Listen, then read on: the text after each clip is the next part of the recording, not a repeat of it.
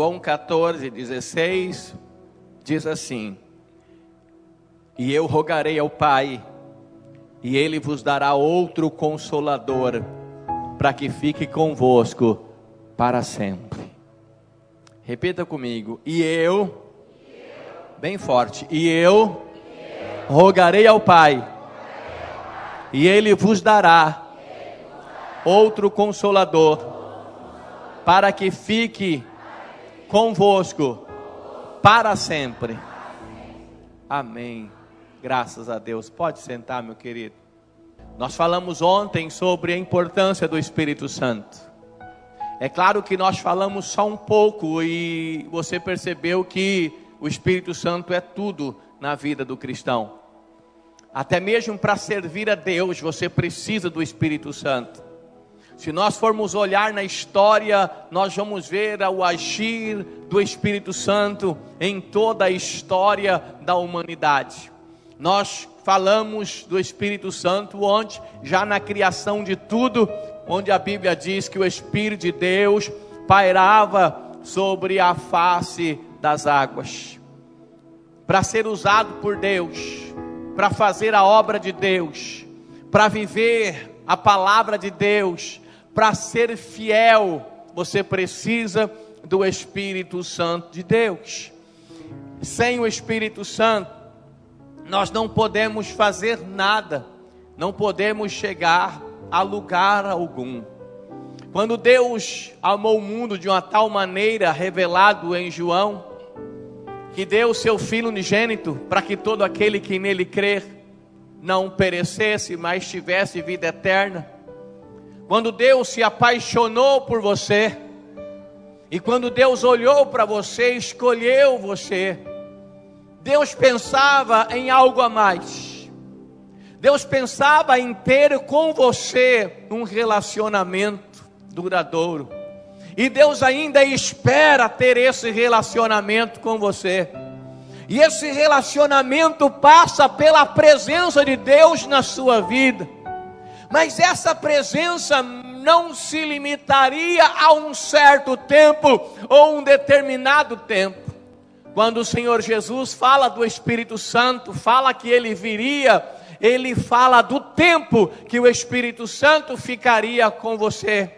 E Ele disse: eu rogarei ao Pai, e Ele vos dará outro Consolador, para que fique convosco por 30 anos. Não é assim que está escrito na minha Bíblia. Para que fique convosco por 70 anos, para que fique convosco até que você morra. Não, a Bíblia diz: para que fique convosco para sempre, por todo o tempo, por toda a eternidade.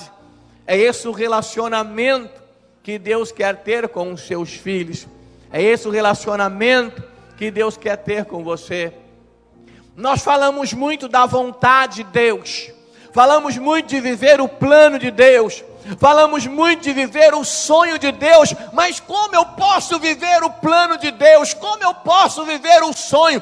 Ter a visão de Deus? Aonde eu vou enxergar isso? Cadê o projeto de Deus para a minha vida? Cadê a vontade de Deus para mim? O que Deus tem para mim nesse ano? O que Deus tem para mim daqui para frente? Tudo que Deus tem para você está na pessoa do Espírito Santo. É Ele que vai revelando a você gradativamente, a cada passo que você dá. O Espírito Santo foi enviado para instruir, para direcionar, para ensinar e para dirigir o cristão. O Espírito Santo foi enviado por Deus para dirigir você.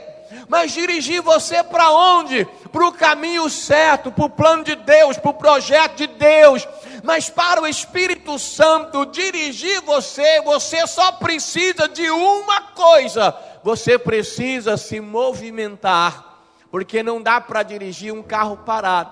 Quando você se movimenta, o Espírito de Deus começa a direcionar você. Quando Deus amou você de uma tal maneira, Ele revelou parte do plano dele, que foi a entrega de Jesus Cristo.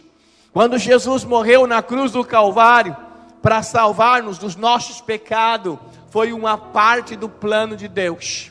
Jesus Cristo, Ele morreu, ressuscitou e subiu aos céus, e isso foi falado, foi avisado para os discípulos, que ficaram preocupados, porque quando Jesus partisse, quem ia dirigir, quem ia orientar, quem ia ensiná-los? Foi aí que Jesus disse: calma, fica tranquilo. No capítulo 14, versículo 1 em diante, Jesus disse: não se turbe o vosso coração, ou seja, não fique preocupados, na casa de meu Pai há muitas moradas, se não fosse assim eu não vos teria dito, eu vou preparar lugar para vocês, depois eu voltarei e levarei vocês comigo, para que onde eu estiver, vós estejais também. Foi aí que Tomé disse: Senhor, não sabemos para onde vai, e muito menos o caminho. E Jesus disse: eu sou o caminho, a verdade e a vida. Mas nesse interstício da tua ida e da tua vinda, como é que nós ficamos? Quem vai cuidar de nós? Quem vai nos dirigir? Quem vai nos ensinar? Quem vai responder? Quem vai resolver as nossas indagações, questionamento? Quem nos vai dar direção? Foi aí que Jesus disse: eu rogarei ao Pai, e Ele vos dará outro Consolador. Outro. No grego tem duas versões para outro.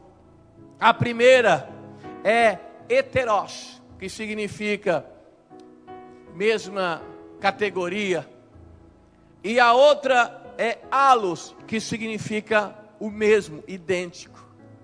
E quando Jesus disse: vos dará outro Consolador, Ele não estava dizendo que seria um outro diferente dele, não é um outro da mesma categoria, não é como uma maçã e uma laranja, tudo é fruta, mas é diferente. Maçã é fruta, laranja é fruta, mas o gosto é diferente, a espessura é diferente, o suco é diferente. Mas quando Jesus diz, quando a Bíblia fala de outro, na tradução do grego, esse outro é de allos, ou seja, se é uma maçã, eu vos darei outra maçã, não apenas outra fruta, mas outra maçã. Então Jesus disse: eu rogarei ao Pai, Ele vos dará outro Consolador, igual a mim. Por que igual a Ele? Porque era Ele mesmo em espírito que viria sobre o povo. O primeiro projeto era a salvação. Depois havia caminhada aqui na terra, essa caminhada que você está trilhando. Foi aí que Deus colocou em prática um plano fantástico, algo sobrenatural, que só Deus poderia fazer, que foi cumprir a promessa do envio do Espírito Santo, que aconteceu no dia de Pentecostes, uma festa dos judeus, no livro de Atos dos Apóstolos, no capítulo 2. Quando o Espírito Santo veio, Ele veio para fazer morada na terra, mas não na terra em qualquer lugar. O Espírito Santo não mora em casas, não é em parede, não é na igreja como denominação, não é nessas paredes que Ele habita, que Ele mora. Hoje nós estamos aqui, amanhã podemos sair, aqui ser uma boate, aqui ser um supermercado. O Espírito Santo não habita em casa feita por mão de homens, mas Ele habita na casa que Ele mesmo fez. Quando nós olhamos para a Bíblia Sagrada, nós vemos que Deus, a Bíblia diz que Deus, Ele está assentado no trono. O trono não está vazio, Deus está assentado no trono. Isso significa que Ele tem todo o poder e que Ele reina eternamente. Então há um trono para Deus nos céus. A Bíblia diz que Jesus está sentado à destra de Deus Pai. Então há um trono para Jesus nos céus. Diga assim: há um trono para Deus nos céus. Diga bem forte: há um trono para Jesus lá no céu. Aí eu pergunto para você: existe em algum lugar na Bíblia falando sobre um trono para o Espírito Santo nos céus? Não, não existe um trono para o Espírito Santo nos céus. Mas ao mesmo tempo, ele é entronizado, porque existe um trono para o Espírito Santo. Só que esse trono está aqui na terra. E esse trono do Espírito Santo não é uma das principais cadeiras da ONU, não é uma das principais cadeiras dos maiores poderes políticos, ou comerciais, ou empresariais. Esse trono do Espírito Santo é o coração de todo aquele que crê. Se você crê na palavra de Deus, e se você recebeu Jesus como teu Salvador, você é o trono do Espírito Santo de Deus aqui nessa terra. É em você que Ele mora, é em você que Ele habita. E a Bíblia diz em Coríntios: não sabeis vós que sois templo do Espírito Santo, e que o Espírito de Deus habita em vós? Irmão, você pode entender isso? O Espírito de Deus habita em você. Levanta a sua mão para o céu e diga: o Espírito de Deus, bem forte, o Espírito de Deus habita em mim. O Espírito de Deus habita em mim. Levanta a sua mão, fecha os seus olhos, imagina isso e diga: o Espírito de Deus habita em mim. O Espírito Santo habita em mim. Jesus, Ele vive em mim. Deus, Ele vive em mim, porque o Espírito Santo de Deus habita em mim. Isso é algo tremendo. Às vezes nós fazemos algumas declarações, mas não paramos para pensar e imaginar. Quando eu digo que o Espírito de Deus habita em mim, não é qualquer coisa, não é um espírito qualquer. Estamos falando do Espírito de Deus que pairava sobre a face das águas na criação dos séculos. Você pode entender isso? Estamos falando do mesmo Espírito que dirigia o povo no deserto. O povo estava sem direção, sem orientação. Então Deus envia o teu Espírito para dirigir o povo. De dia, naquele deserto, aparecia uma nuvem. E essa nuvem era a direção para o povo. Havia uma ordem: quando a nuvem sair, vocês levantam acampamento e saem debaixo da nuvem. Quando a nuvem parar, vocês parem e montem acampamento. Eles tinham uma nuvem para seguir. Essa nuvem então dava direção para o povo, porque no deserto não havia estrada. Mas Deus dirigia o povo através do teu Espírito como uma nuvem. Mas Deus cuida de nós de uma forma tão sobrenatural, que eu não tenho medo de dizer ou responder para alguém como eu respondi ontem à noite, quando eu saí da igreja, passei em determinado lugar e alguém disse assim: ô pastor Sidney, como é que o senhor está? Eu disse: eu estou bem melhor do que eu mereço, porque Deus tem cuidado de nós. A sua graça e a sua misericórdia é sobre as nossas vidas. A nuvem não só dava direção, porque o sol quente do deserto mataria aquele povo. O povo certamente morreria, as crianças morreriam, os mais velhos morreriam, depois todos morreriam, se enfrentasse o sol quente do deserto por tanto tempo. Mas a mesma nuvem que dirigia, protegia, trazendo sombra ao povo, e o povo estava debaixo da sombra. A única coisa que eles precisavam era habitar no esconderijo do Altíssimo. Aí a sombra do Todo-Poderoso, do Onipotente, eles encontrariam descanso. Eles só não poderiam sair da direção de Deus, só não poderiam sair de debaixo da nuvem. Enquanto estava debaixo da nuvem, havia proteção, e seguindo a nuvem havia direção. Mas de noite, não dá para ver a nuvem. E ao mesmo tempo que o calor é insuportável no deserto, à noite é o frio gélido que pode matar. Quando começava a escurecer, a nuvem se esvaía e aparecia nos céus uma luz brilhando, um fogo muito forte. Que era esse fogo? Era o Espírito Santo de Deus dirigindo o povo à noite no deserto. O fogo dava para ver de longe, então eles tinham que seguir o fogo. E o fogo também servia de proteção, porque se o frio era muito forte, o fogo aquecia o povo no deserto. Era o Espírito de Deus. Então o Espírito de Deus que habita em você é o mesmo Espírito que pairava sobre a face das águas e que dirigia o povo no deserto como uma coluna de nuvem, coluna de fogo.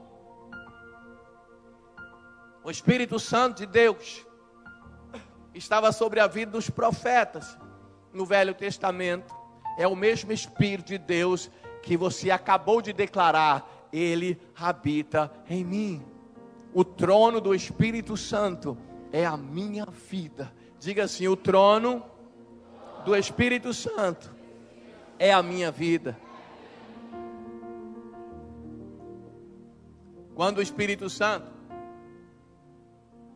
era sobre o povo através de um só homem, temporário, não era para sempre, não era sobre todo o povo. As pessoas tinham uma necessidade de se aproximar de Deus e ter comunhão com Deus, assim como tinha aquele que estava à frente e que recebia de Deus. Mas não era possível. Mas um dia Deus disse assim para o povo: eis que nos últimos dias eu derramarei do meu espírito sobre toda a carne, diz a Bíblia em Joel 2:28. Os moços, os velhos, os anciãos, as mulheres, os jovens, todos terão sonhos e visões. Não será apenas sobre um, mas sobre todo aquele que crer, eu vou derramar do meu espírito. Todos poderão ser usados, direcionados, protegidos, abençoados, guardados, principalmente usado pelo Espírito Santo de Deus. A promessa foi feita e se cumpriu em Jesus Cristo.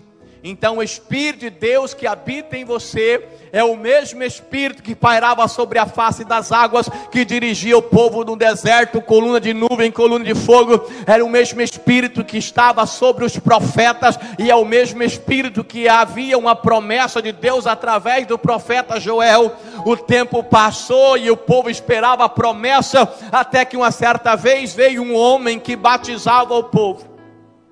Era um homem abençoado. Era um homem que as pessoas seguiam ele. Era um homem que as pessoas buscavam a direção nele. Era um homem que as pessoas queriam ver o que ele tinha para oferecer, para ensinar, para instruir. Era um homem que as pessoas olhavam para ele e diziam: isso aí é um homem de Deus. Esse realmente é um homem de Deus. As pessoas honravam tanto que um dia esse homem disse assim: gente, calma aí, eu vos batizo com água, mas está vindo alguém após mim, que é muito mais poderoso que eu. O poder dele é tão grande que eu, como vocês acham que eu sou importante, eu não sou digno nem de amarrar as sandálias dele. E ele vos batizará com o Espírito Santo e com fogo, não só com água como eu. Era esse Espírito Santo que João Batista pregoava, que está hoje sobre você. E aquele a quem João Batista falava, certa vez apareceu no Rio Jordão, onde João batizava o povo. De repente João olha e ele percebe que havia algo diferente naquele homem que entrava na água para ser batizado. Certamente o Espírito do Senhor testifica ao Espírito de João Batista que aquele era o Cristo, aquele era o ungido, aquele era o que havia de vir, e estava se cumprindo ali várias promessas messiânicas do Velho Testamento. Aquele era o importante, que João não era digno de amarrar a sandália, entra na água para ser batizado por João Batista. João fica tão maravilhado e ele se sente impotente, ele se sente menor, e ele diz: Senhor, não pode ser assim. Eu não posso te batizar. O Senhor é o caminho, o Senhor é o importante, é o Senhor que deveria me batizar. Talvez ali, entre tantas tentativas que o diabo teve para tirar Jesus da visão, do caminho, do projeto que Deus tinha para ele, talvez ali fosse uma grande cartada do diabo, porque Jesus estava ali como homem. E se tem uma coisa que o diabo sabe que o homem tem dificuldade, é de obedecer a autoridades. é de entender sobre hierarquia.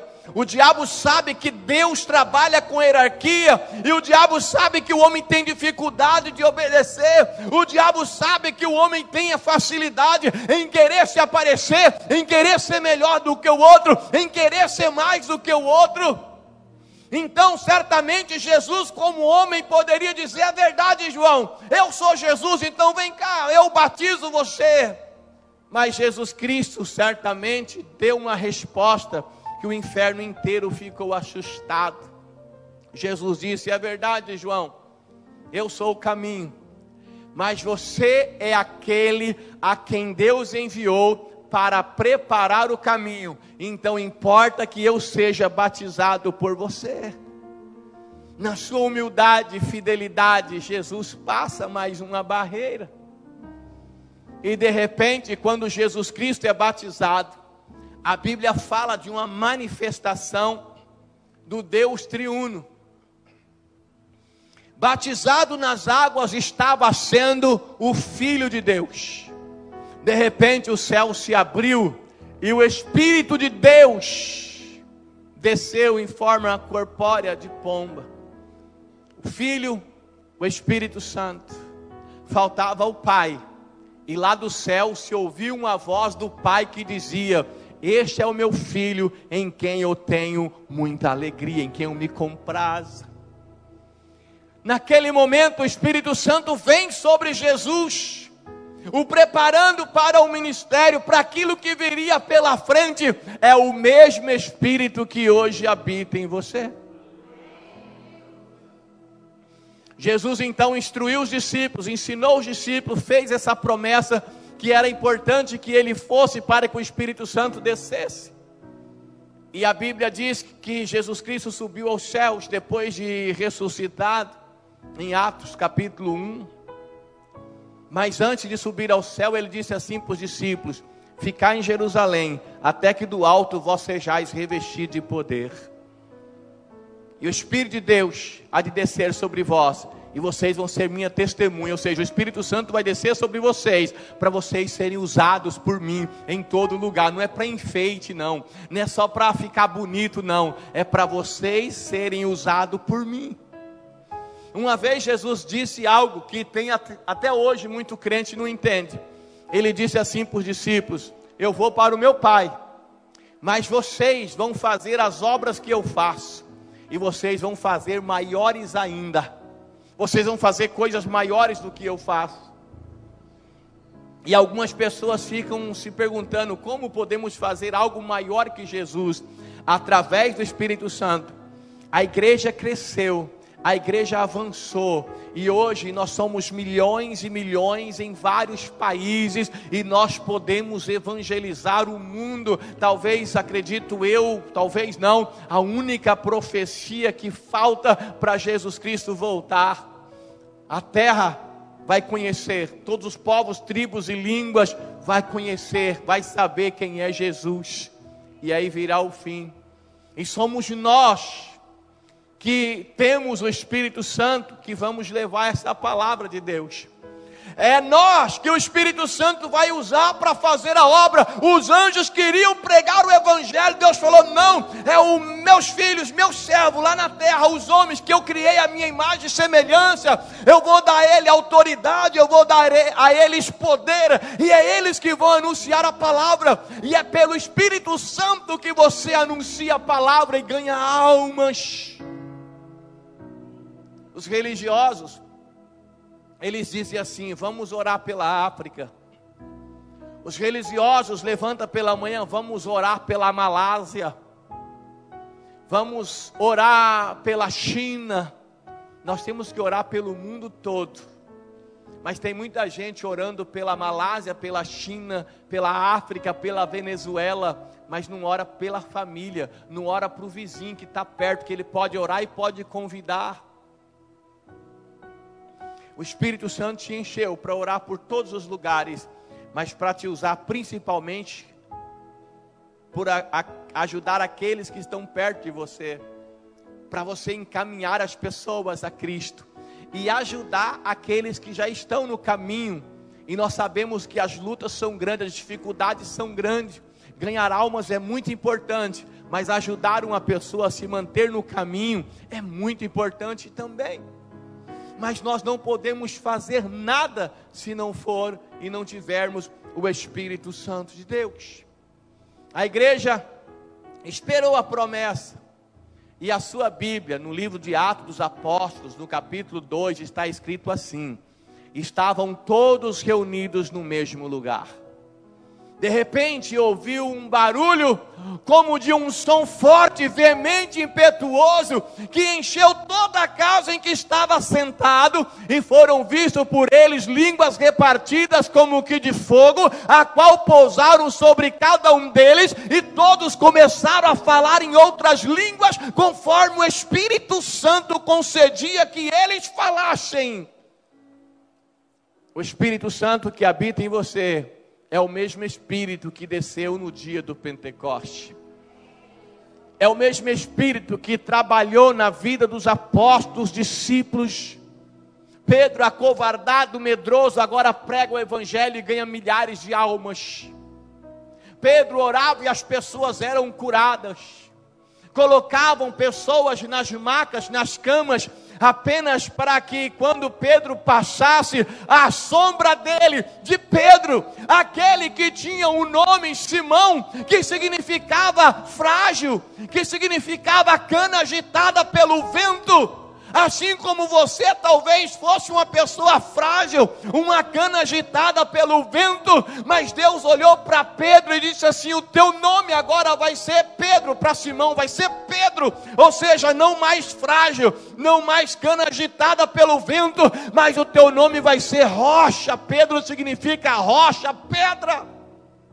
E Deus também fez assim com você. Talvez na sua identidade o seu nome continue o mesmo, mas no mundo espiritual, seu nome pode ter sido mudado. Você hoje é uma pessoa diferente. Antes você tinha medo de muitas coisas. Hoje você sabe que com Deus você pode ir muito mais além. Hoje você sabe que a luta é grande, mas o melhor de Deus vai acontecer na sua vida ainda. Hoje você sabe que Deus vai fazer coisas tremendas. Hoje quando você chora porque você sente, as suas emoções estão trabalhando, mas você sabe que esse choro vai passar e o sol da manhã vai brilhar, porque você sabe pelo Espírito Santo que o choro pode durar uma noite inteira, mas a alegria vem ao amanhecer. Quando a pessoa tem o Espírito Santo, ela passa pela luta, ela passa pela prova, crendo que Deus está com ela, e essa luta vai passar. Ainda que eu ande pelo vale da sombra da morte, eu não temerei mal algum, porque o Espírito de Deus está comigo. É o mesmo Espírito que nós estamos falando. E assim você pode ajudar as pessoas. Assim, pelo Espírito Santo, você ora pelas pessoas. E eu quero dizer uma coisa para você: não tem nada mais importante do que orar por uma pessoa. A oração por alguém muda a vida de alguém. Você teve a sua vida mudada. Talvez você nem sabe quem, mas alguém orou por você. E a Bíblia nos orienta sobre esse Espírito Santo. E a orientação é essa: enchei-vos do Espírito Santo. Você precisa ser cheio, não é uma opção, é uma necessidade. Ser cheio do Espírito Santo, repita comigo: ser cheio do Espírito Santo não é uma opção, é uma necessidade. Porque quando você está cheio, tudo fica diferente. Quando a pessoa está vazio, as coisas se complicam. Uma pessoa cheia, quando nós falamos cheia, porque está ocupado. Um copo cheio está ocupado, está cheio de água, está ocupado. Se você, para colocar outra coisa ali dentro, tem que sair. Se você colocar uma pedra de gelo num copo todo cheio, ela vai afundar, a água vai derramar. Não cabe ali outra coisa.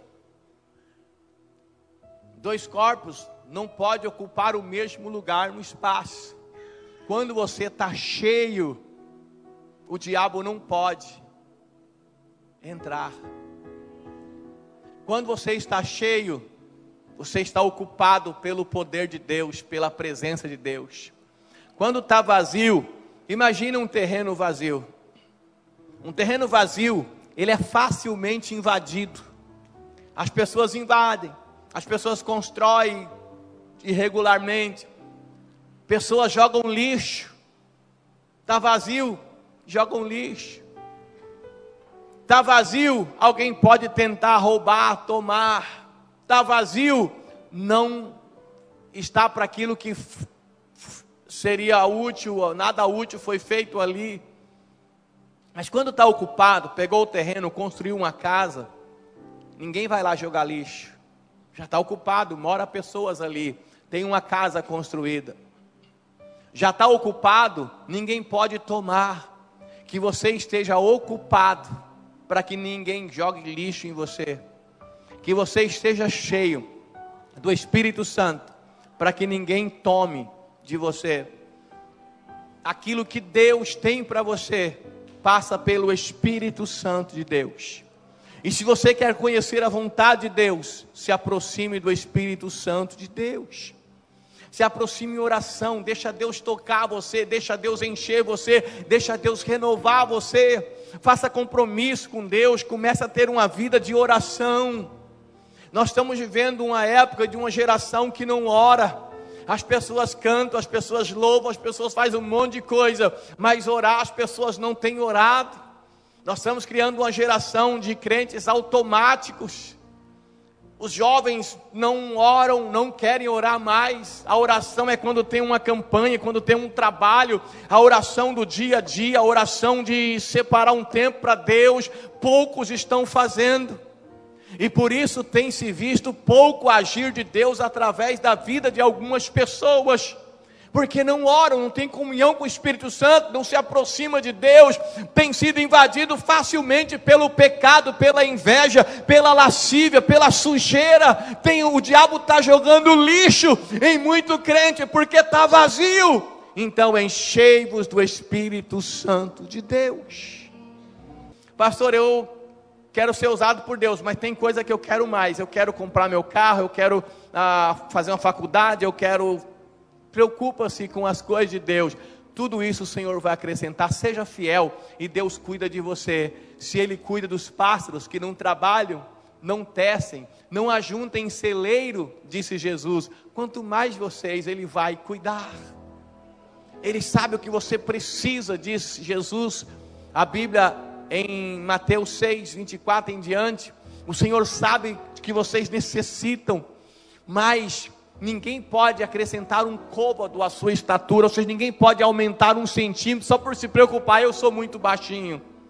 Então, basta, disse a Bíblia, a cada dia o seu próprio mal, a sua luta. Lute hoje, combate um bom combate, seja fiel, coloque nas mãos de Deus, porque o seu futuro está planejado por Deus, e você vai viver se você for cheio do Espírito Santo de Deus.